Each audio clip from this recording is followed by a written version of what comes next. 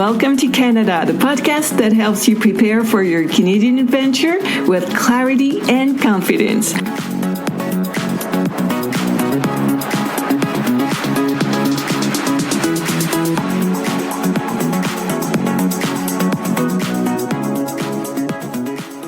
Hello, future newcomers, and welcome to your Canadian Prep Zone. You're listening to episode number 16, and it is recorded in December 2025. I'm Emma, your host and your international mobility coach. I'm here to help you prepare, plan, and thrive in your move to Canada. Today, we're diving into a topic that's absolutely essential: money. I know, it's not the sexiest subject, but moving to Canada without a budget, that's like trying to cross the prairies in February wearing flip-flops. It hurts a lot. So in this episode, we're going to get real. I'm going to walk you through the financial impact of a Canadian immigration and, most importantly, how to stay in control. Canada makes people dream. But behind the maple syrup, the mountains, and the cute moose, there is a very real truth. Moving here is expensive, often way more expensive than you would expect. Your budget has three major parts: cost before living, cost after arrival, and your ongoing monthly budget. Today, we're focusing on the first two. Your expenses start piling up long before you set foot on Canadian soil. Let's look at a few examples. You'll need to pay immigration fees, and the amount depends on your program. But it doesn't stop there. Here is a short list of what you might have to pay: credential assessments, language tests, biometrics, medical exams, travel expenses, and if needed, immigration lawyer or immigration consultant fees. Let me tell you, it adds up quickly. Now, let's talk about transportation, and specifically, let's talk flights. Plane tickets to Canada can get pricey. Book at least 6 months ahead to keep costs down. And don't forget, you'll have to pay extra for baggage fees and the cost of bringing your furry friend if your dog or cat is joining the adventure. Now, let's speak about moving costs and the classic debate: shipping container versus suitcases. A container is pricey, but coming up with only suitcases, it is also pricey, because you'll have to buy a lot once you land. So do your math and pick your favorite option. Let's speak about health insurance. Depending on your immigration program and the province you choose, you may need private health insurance. If it is mandatory, well, you have no choice but to take one. Even if it's not mandatory, it's often a smart idea. Some provinces have a waiting period before public coverage kicks in. During that gap, you could sleep on ice, break an arm, or suddenly need medical attention. And trust me, medical bills in Canada can hurt both your body and your bank account.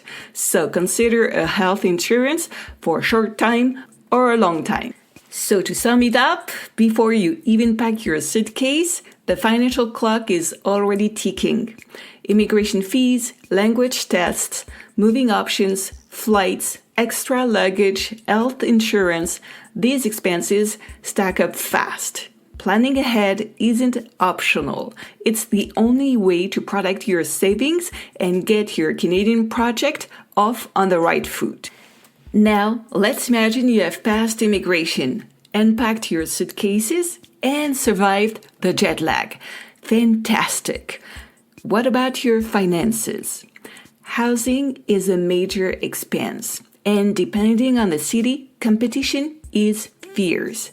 Take Victoria, who moved with her family to Oakville, near Toronto in Ontario. To secure a rental, she had to pay 6 months of rent upfront. At $3,500 per month, that was $21,000 right on arrival. And that's just rent. You'll also need furniture: bed, sheets, lamps, tables, chairs, dishes, appliances, sofas, maybe a TV. The list is long, very long. After rent and furniture, let's talk about transportation. Do you wish to have a car or take public transit? This simple decision has a huge impact because a car means exchanging or passing your driver's license, buying a vehicle, paying insurance, looking for winter tires, paying for maintenance costs, parkings, etc. The expenses add up quickly. Now, let's speak about a must-have, your safety net. When talking about personal finance, people often say that you should have money saved up to pay your bills for 4 to 6 months. But for an expatriation, that's nowhere near enough. You don't know yet your exact cost of living, nor how long it will take you to find a job. So you need more. You need a bigger cushion, a solid safety net that truly works. Let's sum it up. Once you land, a new wave of expenses begins. Rent, deposits, furniture, transportation, winter tires, insurance, registration, and the list doesn't stop there. Your first weeks in Canada can be financially intense.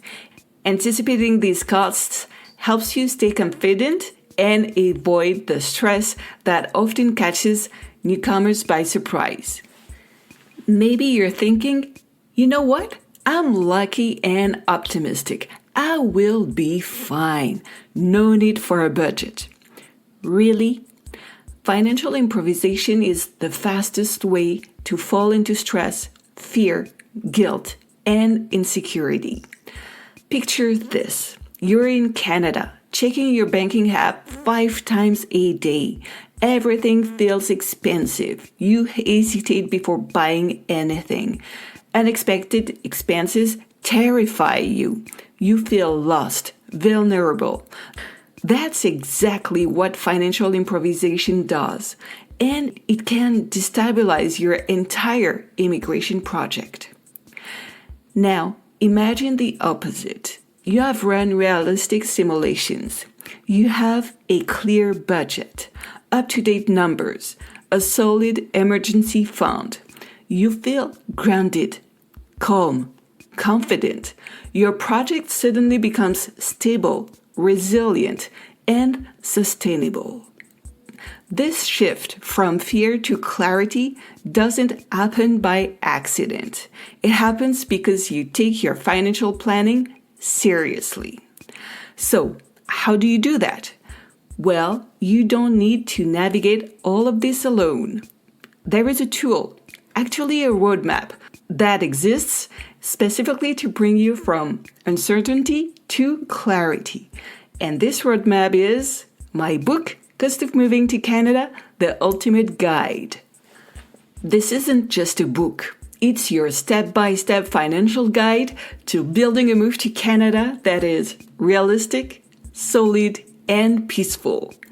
Inside, you will find a complete breakdown of costs before departure and after arrival, realistic simulations and up-to-date numbers, clear explanations to avoid financial traps, a method to ensure your project remains viable, and the confidence to say, I know exactly what to expect. I am ready. This book transforms the way you approach your immigration to Canada.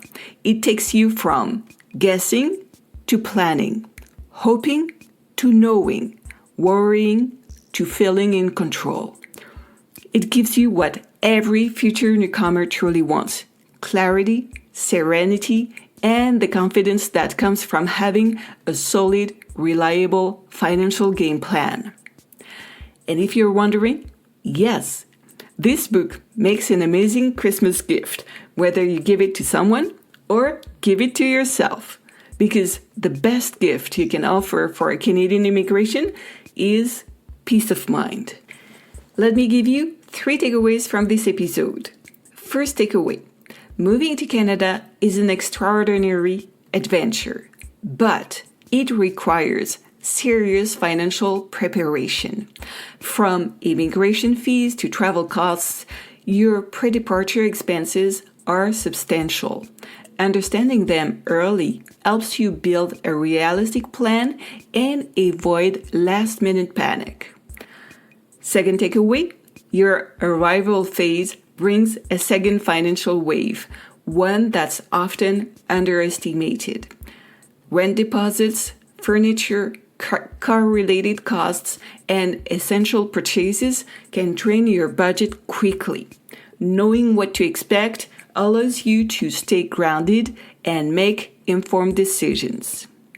Third takeaway, the difference between a stressful immigration and a confident one always comes down to one thing: clarity.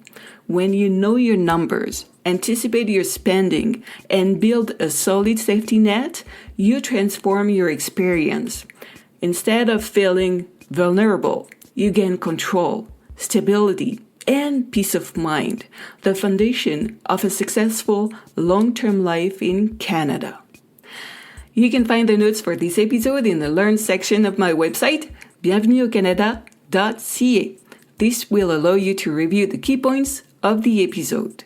And yes, even if the name of my website is in French, the articles are in English. And that's it for today. Thank you for listening until the end. If you enjoyed the episode, please subscribe to the podcast, give it many stars, and leave a comment. It will make me happy, but more than that, it'll help new people discover the podcast.